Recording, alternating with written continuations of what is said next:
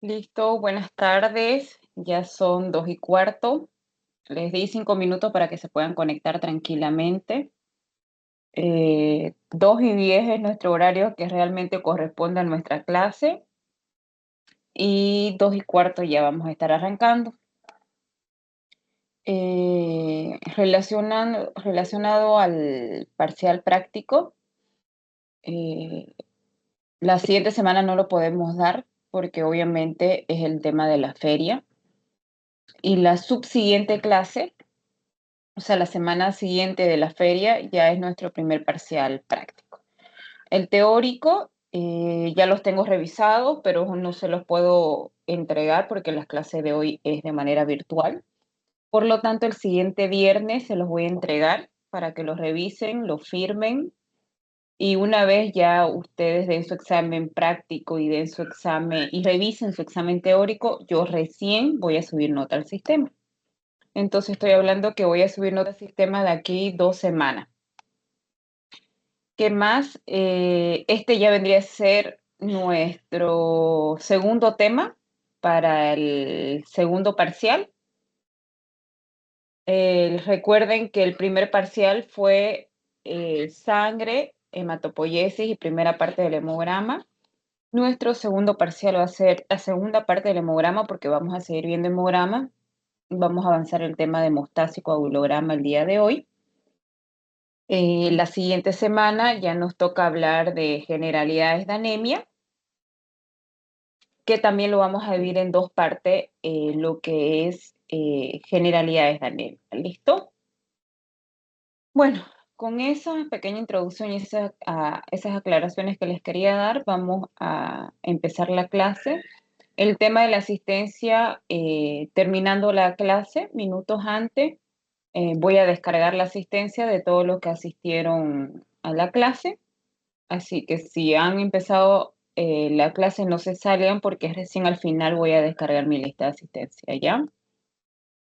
Bueno, el tema de hoy es hemostasia y coagulación. Vamos a dar una pequeña introducción a lo que es coagulograma al finalizar la clase porque en la parte práctica nos corresponde ver los laboratorios que forman parte de coagulograma y vamos a comenzar a ver casos clínicos, ¿listo? En la parte práctica. Pero para que puedan entender un poquito, resolver los casos clínicos, saber qué laboratorios pedir, que forman parte del coagulograma, saber qué laboratorios pedir cuando el paciente esté con algún tipo de sangrado o estén sospechando que no está haciendo una buena hemostasia el paciente, tenemos que entender qué es la hemostasia, ¿no? Yo les pongo esa imagen porque normalmente nosotros como seres humanos todo el tiempo estamos tratando de mantener un equilibrio entre lo que pensamos y sentimos, ¿no? Eso es hemostasia, un equilibrio, pero ¿un equilibrio entre qué? Un equilibrio entre evitar que mi paciente sangre en exceso y evitar que mi paciente forme trombos en exceso. Eso es hemostasia. A veces nosotros como médicos nos enfocamos solo en una parte de la hemostasia, que es evitar que el paciente sangre. Y nos olvidamos del otro extremo, que es también que nosotros tenemos que controlar que el paciente esté formando trombos en exceso. Entonces, siempre nosotros tenemos que tratar de mantener este equilibrio, recordando los dos extremos de esta balanza. Evitar que mi paciente sangre, pero también evitar que mi paciente forme trombos en exceso.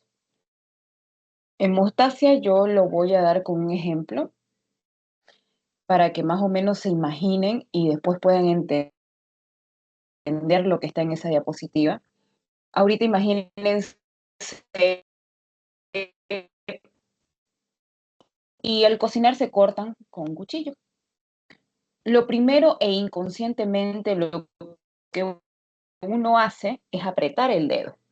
Eso es lo que hacemos inconscientemente, ya mi cuerpo ya está diseñado para sobrevivencia. Entonces, ni bien nos cortamos, comenzamos a ver sangre, nos cortamos el dedo, al cocinar, apretamos.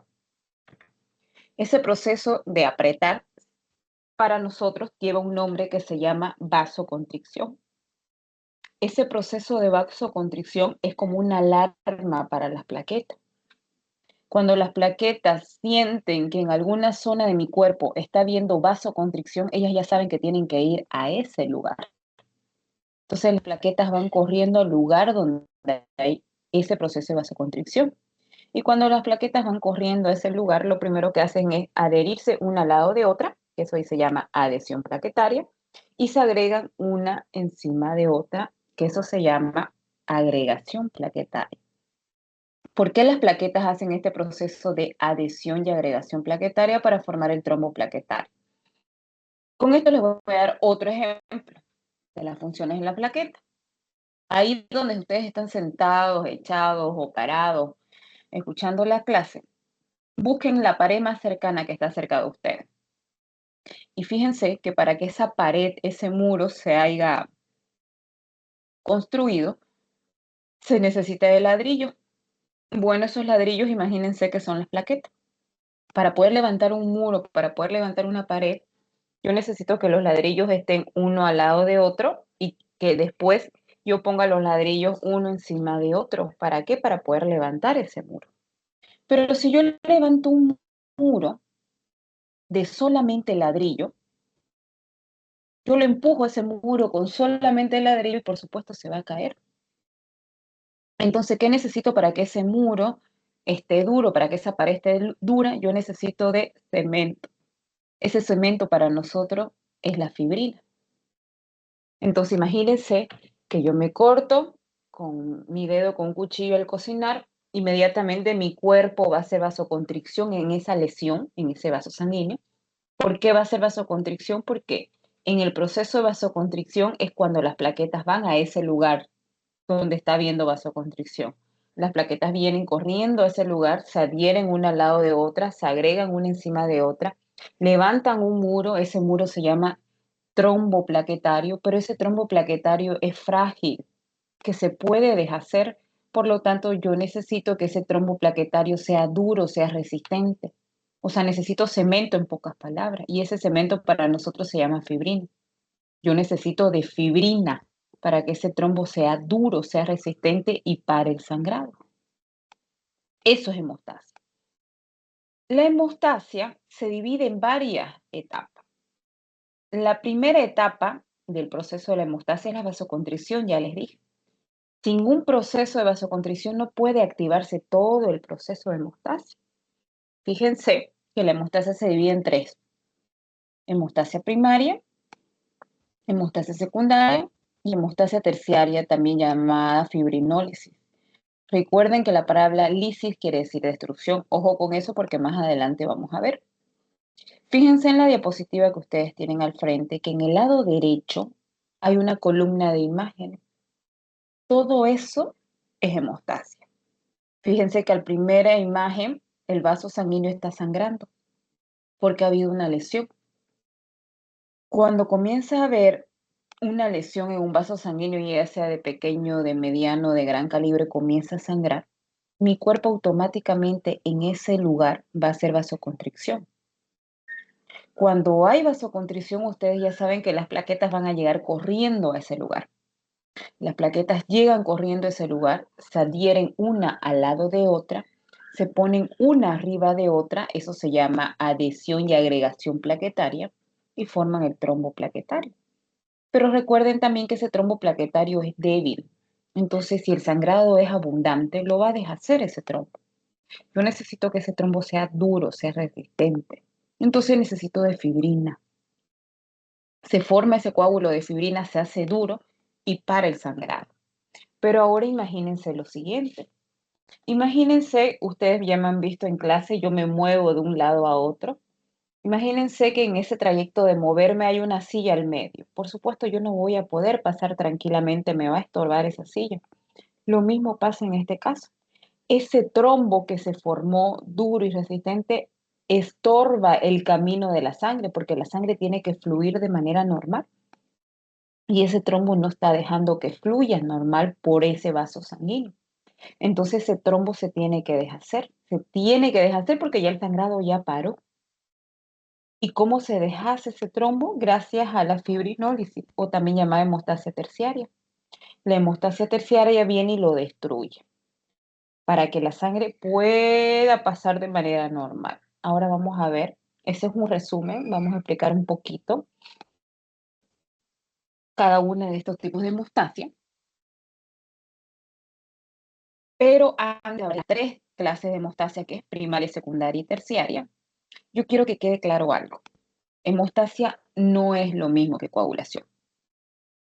Coagulación forma parte de una de las etapas de la hemostasia, pero no es un sinónimo de hemostasia. Coagulación, vuelvo a decir, no es un sinónimo de hemostasia. No es lo mismo, forma parte de ella.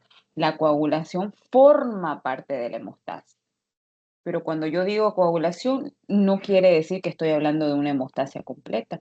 Ojo con eso, vamos a ver en cuál de los tipos de hemostasia se da la coagulación. Enseguida lo vamos a ver, ¿ya? Pero quiero que quede claro eso. Bueno, para que se dé todo el proceso de la hemostasia, yo necesito de activadores y necesito de inhibidores. Necesito quien active el proceso de hemostasia y necesito quien pare la hemostasia. O sea, necesito quien active cuando mi paciente está sangrando, necesito de componentes que digan, hay sangrado, necesito que participe las plaquetas, necesito que participen los factores de coagulación, necesito a alguien que las active toda la hemostasia. Pero una vez el paciente dejó de sangrar, necesito de los inhibidores que digan, ya paró el sangrado, dejen de trabajar. ¿Por qué? Porque si siguen trabajando, van a formar más trombos. Y si forman más trombos, ¿cuál es el problema de los trombos? Ya lo habíamos hablado en clases anteriores. El problema de los trombos es que estos trombos se pueden desprender en algún momento y estos trombos pueden viajar a tres órganos muy principales y formar graves complicaciones como el tromboembolismo cardíaco, tromboembolismo pulmonar, tromboembolismo cerebral. Entonces, por eso necesito de activadores y necesito de inhibidores de la hemostasia. Ahí en la diapositiva yo se los puse. Pero vamos a ver los más conocidos. ¿Cuáles son aquellos que activan todo el proceso de la coagulación, todo el proceso de la hemostasia? Las primeras son las plaquetas. Sin ellas no pudiéramos hacer nada porque son las primeras en actuar en la hemostasia. Ahorita vamos a desarrollar cada una de la hemostasia y se van a dar cuenta. ¿Quiénes son otros activadores? Los factores de coagulación. Ellos son los más potentes, son los que terminan de parar un sangrado. Sin ellos tampoco pudiéramos activar todo el proceso de coagulación y por ende no podríamos terminar de formar una hemostasia adecuada. Ahora, ¿cuáles son los inhibidores de la coagulación? ¿Cuáles son aquellos que dicen basta? El paciente ya dejó de sangrar, dejen de trabajar.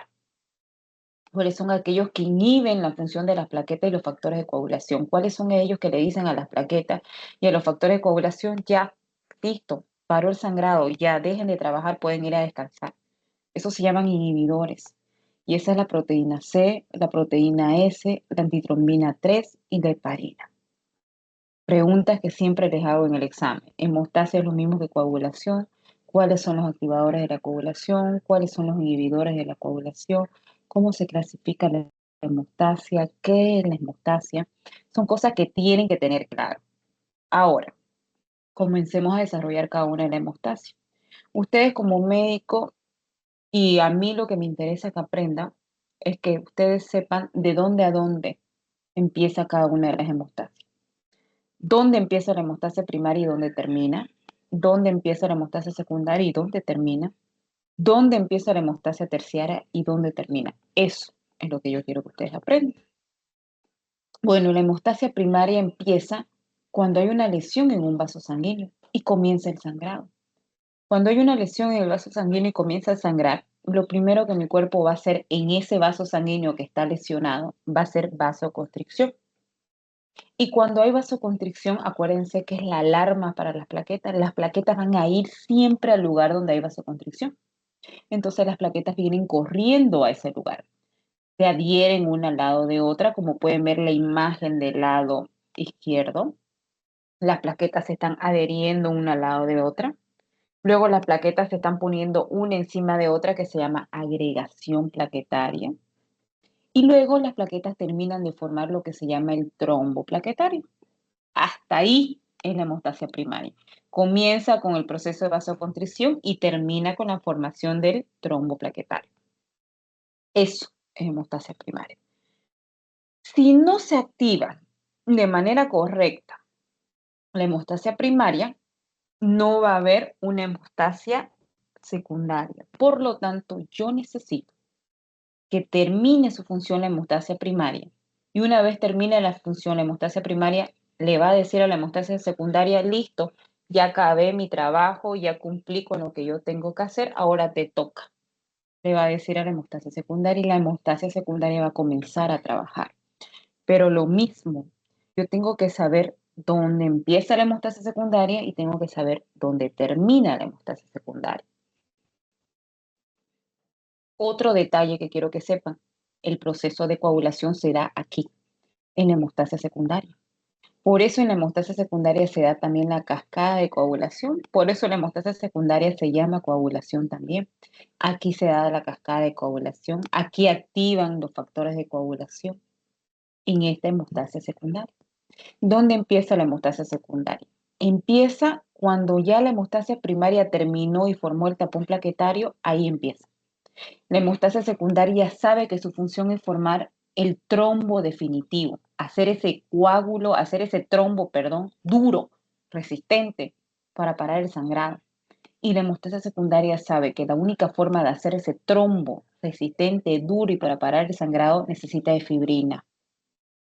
Entonces, ¿quiénes forman esa fibrina? Los factores de coagulación. Entonces la hemostasia secundaria se encarga de formar esa malla de fibrina, ese coágulo de fibrina.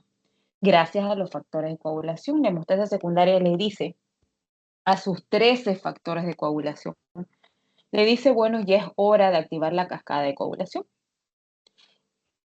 Y la cascada de coagulación está formada por 3 vías, vía intrínseca, vía extrínseca y vía común.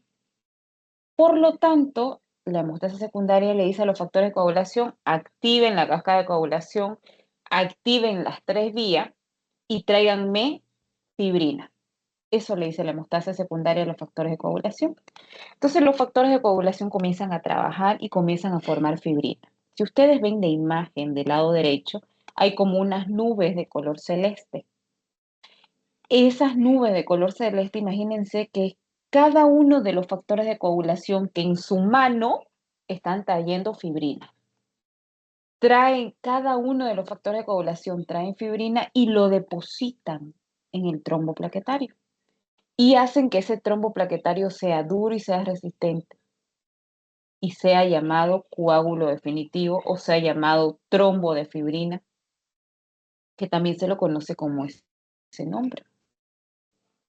Entonces, ¿dónde empieza la hemostasia secundaria? Formando el coágulo de fibrina. ¿Dónde termina? Que forma por completo esa malla de fibrina. Gracias a quién lo hace, a la cascada de coagulación.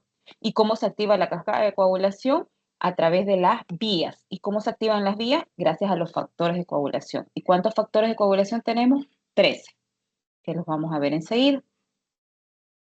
Ahora, hablemos de la hemostasia terciaria antes de hablar de estas cascadas de coagulación que les dije. Primero quiero que quede claro los 3 tipos de hemostasia que tenemos.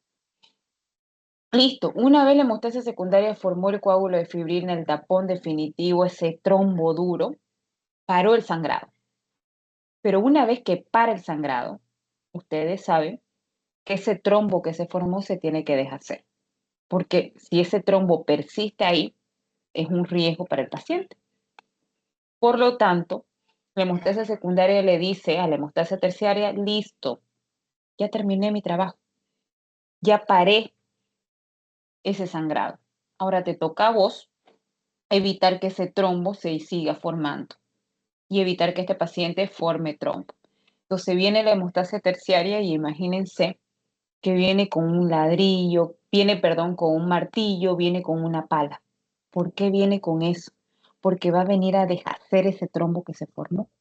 Por eso es que la hemostasia terciaria se llama también fibrinolisis.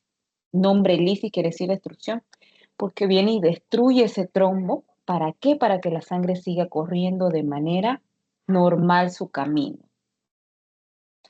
En resumen, para que comencemos ahorita a hablar de las cascadas de coagulación, porque les digo lamentablemente, porque sé que a muchos de ustedes no les gusta hablar de la cascada de coagulación, de los 13 factores de coagulación, porque les complica mucho sus nombres y les cuesta un poquito entender. pero lo necesitamos saber para que ustedes puedan interpretar coagulogramas laboratorios más adelante. Necesito que sepan la teoría. Vamos a terminar esta primera parte resumiendo lo siguiente. Función de la hemostasia primaria, formar el trombo plaquetario. Función de la hemostasia secundaria, formar el trombo de fibrina o coágulo de fibrina o trombo definitivo que también se llama. Recuerden que la hemostasia secundaria se da la coagulación, por eso a veces la llaman coagulación a esta hemostasia. Función de la hemostasia terciaria o llamada fibrinólisis, destrucción de ese coágulo de fibrina. Recuerden, lisis quiere decir destrucción. Esas son las tres hemostasias. Ahora sí, hablemos de esta parte, que es la cascada de coagulación. La cascada de coagulación se da en la hemostasia secundaria. Para que se dé la cascada de coagulación yo necesito de las tres vías, intrínseca, extrínseca y común. Y para que se den estas tres vías yo necesito de los factores de coagulación. Existen dos teorías sobre la cascada de coagulación. La teoría más antigua dice que la cascada de coagulación se iba activando por vía. Primero la vía intrínseca, luego la extrínseca y luego la común. Y la teoría actual de la cascada de coagulación es que las tres vías se activan al mismo tiempo. Otro detalle que tengo que saber de la cascada de coagulación, que estas tres vías, que es la vía extrínseca, vía intrínseca y la vía común, las tres llegan a un punto fijo al medio, las tres desembocan en un punto. Ese punto se llama factor 10. Por eso es que el factor 10 se llama el factor central de la cascada de coagulación. Para que la cascada de coagulación se lleve a cabo necesito de tres pasos. Necesito que los factores de coagulación se inicien, necesito de que los factores de coagulación se amplifiquen y necesito que estos factores de coagulación formen fibrina. Recuerden que la función de los factores de coagulación es formar fibrina.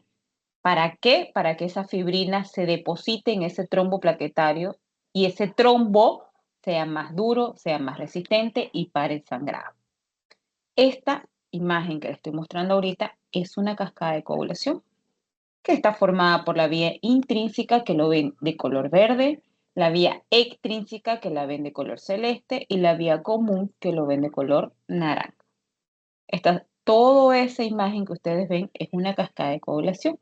Vamos a empezar a desarrollar cada parte de las vías. Vuelvo de nuevo, pero estas tres vías, vuelvo a la imagen de atrás, ustedes se fijan, de color naranja, al medio está el factor 10. Las tres vías sí o sí tienen que llegar a ese punto. Por eso es que el factor 10 es llamado factor central de la cascada de coagulación. Comencemos a desarrollar la vía extrínseca. Esta es la más fácil, la más corta, porque esta vía llamada extrínseca solamente tiene tres factores de coagulación. Primero, para que se dé esta vía, necesito que haya una lesión vascular y se active el factor tisular, primer factor que se activa. Una vez se activa el factor tisular, el segundo factor de coagulación que se activa en la vía extrínseca es el factor 7. Y para que termine en el factor 10 necesito de otro factor, que es el factor 4, que es el calcio. Esos son los tres factores que esta vía necesita para llegar al factor 10. Recuerden que todas las vías llegan al factor 10. Para que la vía extrínseca llegue al factor 10 necesito, vuelvo a repetir, del factor tisular, del factor 7 y del factor 4, que es el calcio. Es la más cortita. Otro detalle que yo quiero que ustedes miren en su diapositiva es que el factor 7, que está en números romanos, fíjense, en un costado está como 7 normal y hay una flecha que me muestra el factor 7, pero con una A al lado, con una letra A al lado. ¿Qué quiere decir eso? Esa letra A quiere decir que ese factor ya está amplificado.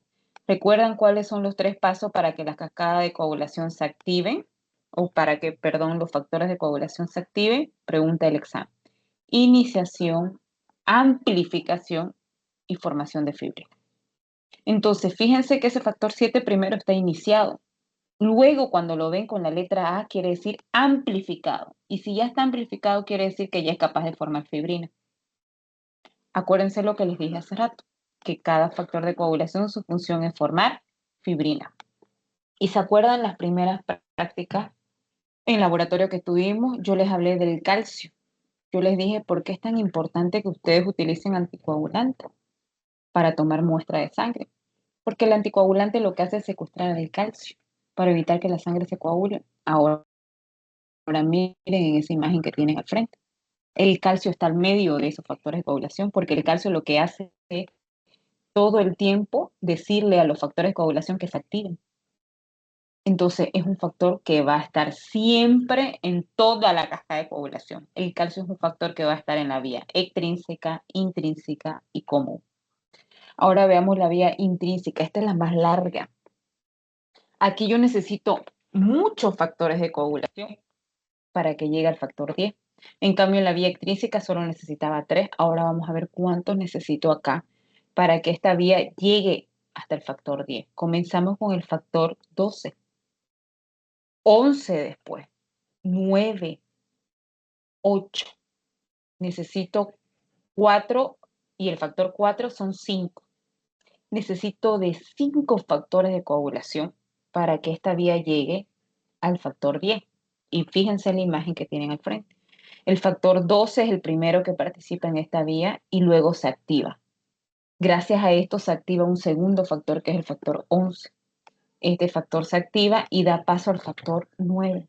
El factor 9 se activa y da paso al factor 8. El factor 8 se activa gracias a que se activan todos estos factores al calcio. El calcio todo el tiempo es lo que lo está activando a los factores de coagulación y una vez terminan todos estos factores de activarse, recién son capaces de llegar al factor 10. Vuelvo a decir, la vía intrínseca, extrínseca y común sí o sí llegan al factor 10. Y para explicar la vía común me voy a volver a la cascada de coagulación y van a mirar ustedes la imagen de color naranja. Esa es la vía común. Una vez ya la vía intrínseca y extrínseca llegó al factor 10, la vía común también tiene que llegar al factor 10.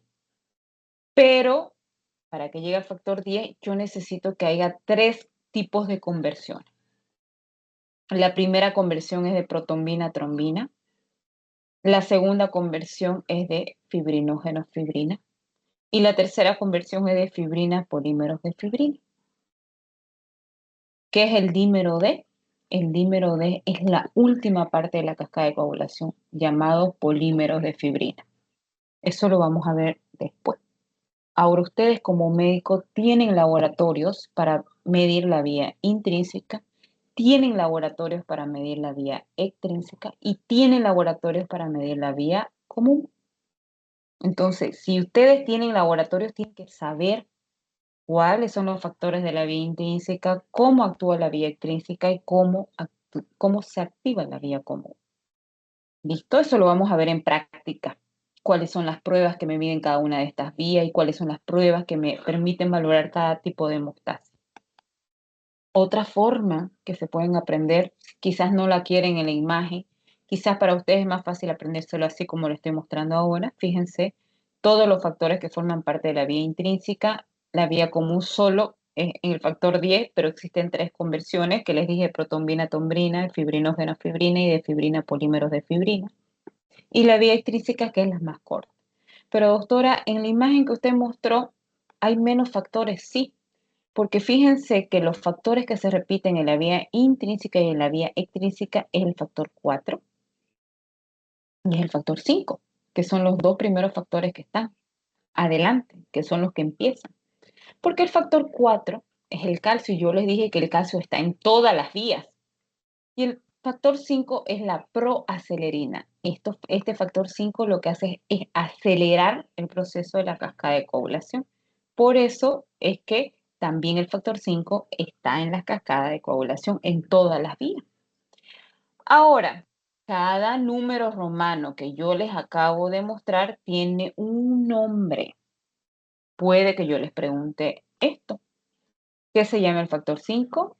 Proacelerina. ¿Qué se llama el factor 1? Fibrinógeno. El 2, protombina. 3, tromboplastina. 4, calcio. 5, proacelerina. 6, no hay el factor 6, automáticamente pasa al factor 7 que se llama proconvertina. Factor 8, antihemofílico A. Factor 9, antihemofílico B. Factor 10 es llamado Stewart. 11, antecesor tromboplasmático del plasma. 12, Hageman y 13, estabilizador de fibrina. Esos son los 13 factores de coagulación.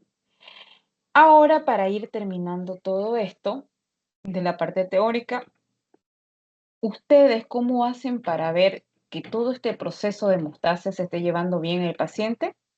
Valorando, haciendo una historia clínica y valorar todo el proceso de la coagulación y no solamente el proceso de la coagulación, todo el proceso de la hemostasia. Recuerden que las plaquetas son las primeras en activar la hemostasia primaria. ¿Y por qué es importante valorar esto? Porque de acuerdo a las características clínicas que tenga mi paciente, yo voy a ver si mi paciente está haciendo falla en la hemostasia primaria o mi paciente está haciendo falla en la hemostasia secundaria. Ejemplos, como lo pueden ver en la diapositiva. Cuando la falla es en la hemostasia primaria, el problema está en las plaquetas. Y cuando el problema está en las plaquetas, el sangrado es superficial, el sangrado es inmediato, el sangrado es corto. Yo lo puedo parar con medidas locales haciendo presión, pero cuando el problema de mi paciente es por una falla de la hemostasia secundaria, y si ya yo sé que en la hemostasia secundaria hay coagulación, y si ya yo sé que en la hemostasia secundaria participan los factores de coagulación, yo sé que el problema es los factores de coagulación, y eso es más grave, porque recuerden que los factores de coagulación son los que terminan de parar un sangrado. Gracias a ellos termina todo el proceso del sangrado. Por lo tanto, cuando mi paciente tiene una falla en la hemostasia secundaria, el sangrado es profundo, dura más tiempo, afecta no solamente la parte superficial de mi piel, puede afectar articulaciones, tendones, músculos, ser más profundo. Otro detalle que yo como médico tengo que tener en cuenta cuando valoro la hemostasia de mi paciente es saber si mi paciente está tomando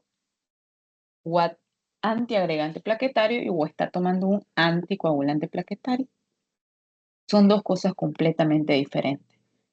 Como su nombre dice, un antiagregante plaquetario evita que las plaquetas se agreguen. Acuérdense que hacían las plaquetas, se adherían una al lado de otra y se agregaban una encima de otra para formar el trombo plaquetario. Cuando yo tomo un antiagregante plaquetario, evito que las plaquetas se agreguen, por lo tanto no se forma un trombo plaquetario. ¿Cuál es el antiagregante plaquetario más utilizado? La aspirina. En cambio, los anticoagulantes, como su nombre dice, evita que la sangre se coagule.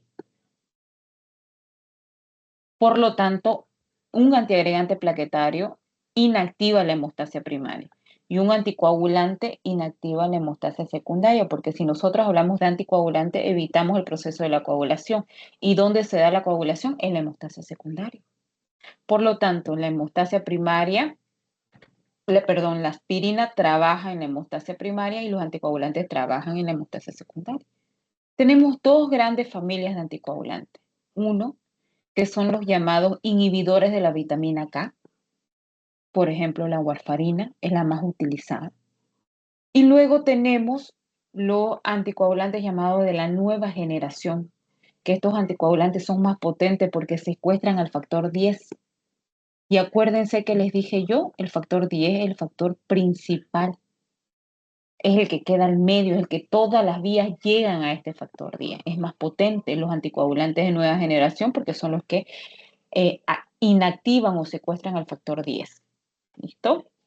Por lo tanto, cuando yo valoro la hemostasia de mi paciente en la coagulación, yo tengo que tener en cuenta si mi paciente está tomando antiagregante o está tomando anticoagulante.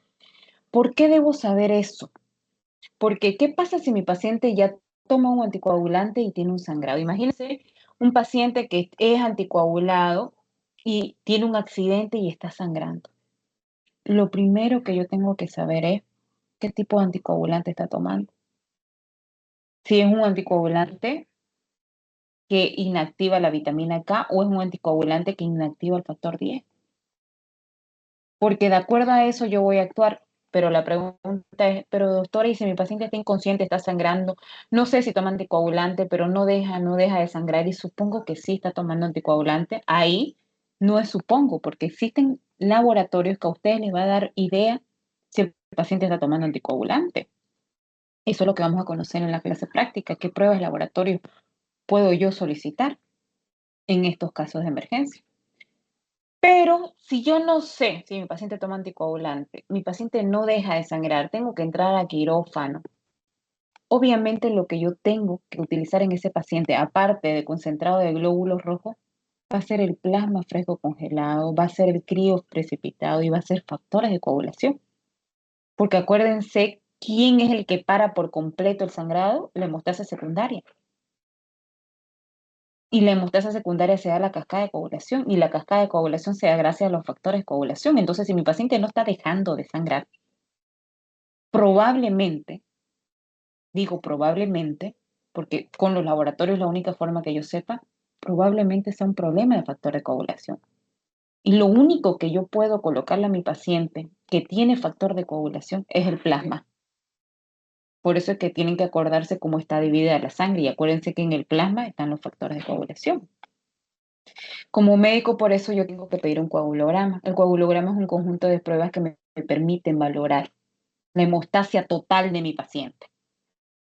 Pero para terminar, porque la clase práctica es donde vamos a hablar del coagulograma, yo quiero que ustedes se queden con la importancia de las plaquetas. A mí no me sirve de nada valorar todo si primero no veo las plaquetas, porque las plaquetas son las primeras en activar todo lo que es la hemostasia. Sin ellas no pudiera continuar todo el proceso de la hemostasia. Por más que yo tenga bienísimo mi factor de coagulación, pero si no tengo plaquetas, ¿cómo va a iniciar el proceso de la hemostasia? Entonces ustedes ya conocen a las plaquetas de memoria, ya saben que la forma de la célula madre mieloide, saben que las plaquetas son también llamados fragmentos celulares, saben que su función es formar el trombo plaquetario, saben que su valor normal es de 150.000 a 500.000. Y para eso también tenemos que recordar un poquito la parte de la fibrinólisis, que lo vamos a ver en práctica. Eso lo vamos a ver mejor en práctica. Recuerden que el dímero D es una prueba que me permite ver trombos a mí. No hay otra prueba de laboratorio que me permite ver trombos, solamente el dímero D. Y el dímero D, recuerden que es el polímero de fibrina que sale de la cascada de coagulación final. También lo vamos a ver en la parte práctica más a este dímero D, pero quiero mostrárselos aquí. Esta es la formación del dímero D, es un polímero de fibrina, sale de la cascada final, de la cascada de coagulación final. El dímero D es un parámetro que me indica inflamación también y formaciones de trombo, pero es más sensible y específico para la formación de trombo. El dímero D no es una prueba de pronóstico, perdón, es una prueba de pronóstico, no es una prueba de diagnóstico. ¿Qué quiero decir con esto? Que si yo ahorita, si tuviéramos en clase ahorita 50 alumnos en mi aula y yo le hago a los 50 alumnos, le hago dímero D y 2 de ellos me salen dímero D positivo, no quiere decir que ese paciente se va a morir porque está con trombo o va a llegar ese trombo y se va a desprender y va a ir a su corazón y va a formar un tromboembolismo cardíaco. No, quiere decir que esos 2 alumnos que me salieron con dímero D positivo, quiere decir que hay una falla en su hemostasia terciaria y no me está haciendo bien esos trombos. Y si no me dejase bien esos trombos, quiere decir que existe una probabilidad que forme de manera excesiva los trombos. Por eso el dímero D es una prueba de pronóstico, no de diagnóstico. Cuando yo mido dímero D en un paciente, tengo que hacerle continuidad a esos laboratorios. ¿Listo? Ahí está lo que les explicaba, el dímero D positivo y negativo, pero también tengo dímero D con valores numéricos. Listo, la siguiente pregunta es la pregunta que yo siempre hago en clase. Aguilera, active su micrófono y dígame un número del 1 al 28. 15, doctora. 15. Vamos a contar. 1, 2, 3, 4, 5, 6, 7, 8, 9, 10, 11, 12, 13, 14, 15. Active el micrófono, Josinaldo, por favor. Listo, Josinaldo. La primera pregunta va a ser para usted. Josinaldo, dígame un número del 1 al 28 menos el 15. El 7. 17. Sí. Ya. Vamos a contar. 1, 2, 3, 4, 5, 6. Sigo bajando. 7, 8, 9, 10, 11, 12, 13, 14, 15, 16, 17. Ayala, Durán, Carla Romina, active el micrófono, por favor.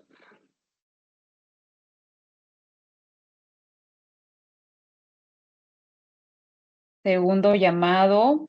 Ayala, Durán, Carla Romina, active micrófono. Y si su micrófono no sirve, escriba en el chat que me está escuchando para que lo tome en cuenta. Si les toca su nombre y no participan y no me avisan que están en clase, tienen falta por si acaso. Tercer llamado, Ayala, Durán, Carla Romina. Listo, no activa micrófono, no escribe en el chat, está con falta. Sigo bajando, Cárdenas Solís Ariane.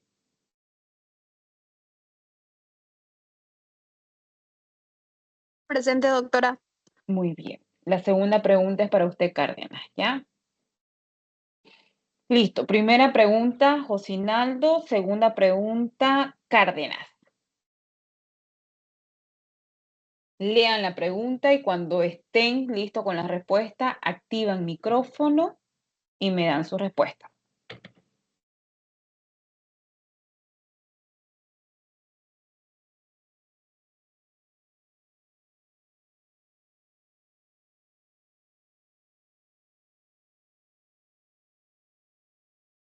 ¿Ya?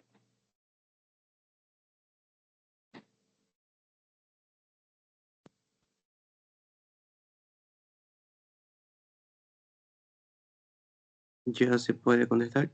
Sí, ya puede contestar, Josinaldo. En la adhesión plaquetaria. ¿En la hemostasia primaria ocurre trombo definitivo? No, eso es en la hemostasia secundaria. Lisis del trombo, no, eso es en la hemostasia terciaria. Adhesión plaquetaria, sí, correcto. Cárdenas, segunda pregunta. La coagulación se da en la hemostasia primaria. Cárdenas, ¿segura? ¿La coagulación se da en la hemostasia primaria?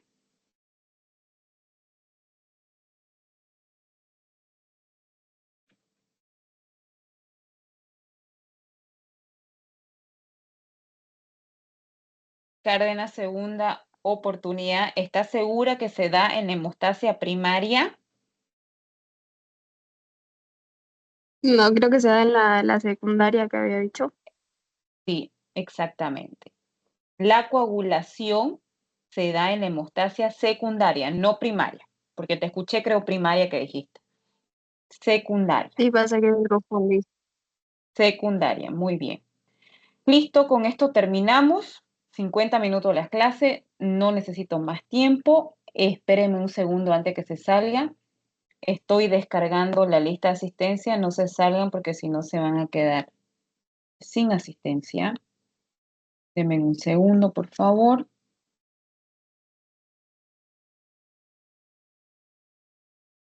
Aquí está, descargar lista de asistencia. Listo. Ya descargué mi lista de asistencia. Entonces, con ustedes, a ver, vamos a ver si soy tribunal y los veo por la feria la siguiente semana. Si no, nos vemos la subsiguiente semana ya con su examen de primer parcial práctico, que es hemograma serie roja y hemograma serie blanca. Y va a entrar las áreas laboratorio y las partes microscopio. Todos los temas que hemos avanzado. ¿Listo? ¿Alguna pregunta más antes que pueda cortar la grabación? Dudas que tengan del examen, de la clase.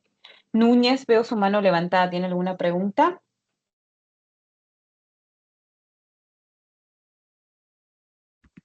Fue sin querer, doctora. Ah, ya, no pasa nada. Listo. Bueno, si no hay más preguntas, entonces que les vaya muy bien a la feria por si no los logro ver. Y nos vemos recién después de la feria. ¿Listo? Gracias. Hasta luego. Chao, doctora. Gracias, doctor. Hasta luego. Gracias, doctora. Todavía